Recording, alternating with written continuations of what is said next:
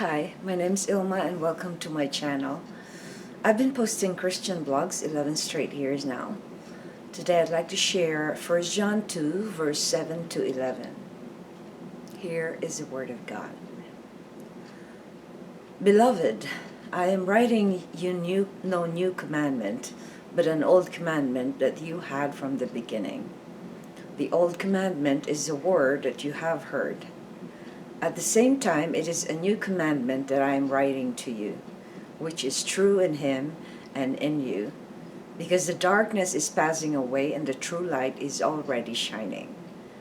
Whoever says he is in the light and hates his brother is still in darkness.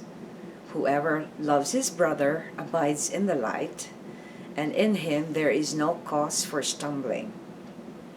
But whoever hates his brother is in the darkness and walks in the darkness and does not know where he is going, because the darkness has blinded his eyes. 1 John 2 verses 7 to 11. And here's the poem inspired by those following verses. To live in darkness versus to live in the light. Anyone who does not know God cannot know love. God is love, and if you know him, you will follow his laws. A person who is corrupted by the systems of this world is in darkness. One cannot be a servant of God if he continues to rebel and be lawless. As children of the light, we ought to walk in love. We cannot serve God and also walk in the dark. To live in darkness is to reject the truth and the word. To live in darkness is to love what is offered by the world. To live in darkness is the absence of the presence of God. To live in darkness is to choose the bad over the right and good. To live in darkness is to constantly waver and doubt the Lord. To live in darkness is to be self-centered and not seek the truth. Those who claim to be servants of the Lord choose to abide in his word. As they obey the precepts of God, they learn to overcome the world. As they live in the light, they begin to eradicate the fear of anything. They only fear God and wouldn't compromise their lives by sinning.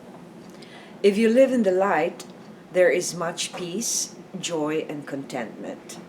If you live in the dark, there is chaos, sorrow, and resentment. Reflection. How do you gauge whether someone lives in the dark or in the light? As this following verses answers, it's when you walk in love. When you walk in love, you are in the light, and when you're in hatred, you are in the dark. But a lot of people sometimes do not realize that they are living in between as well, because you cannot be living in between where you don't want to show the world that you have this hatred and pretend that you are loving when in actuality you're not loving. So to gauge whether someone lives in the dark or in the light, you have to be able to be in the Word of God as often as you can, because it is in the Word of God that things are revealed to you. And I only learned to recognize some things that I never used to recognize until I began to have this hunger for knowing the truth, for knowing his word. So you know that there are discrepancies with people who live in the dark. They say something and do another thing. That's another gauge that someone is living in the dark. Or some people are just outright continuing to do what is wrong and what is bad for them and for others. So I encourage you to reflect on these following choices that you have, to live in the light or to live in the dark. Thanks for watching. I hope you check my website at ilmaarts.com for artworks, photographs, and a copy of this blog.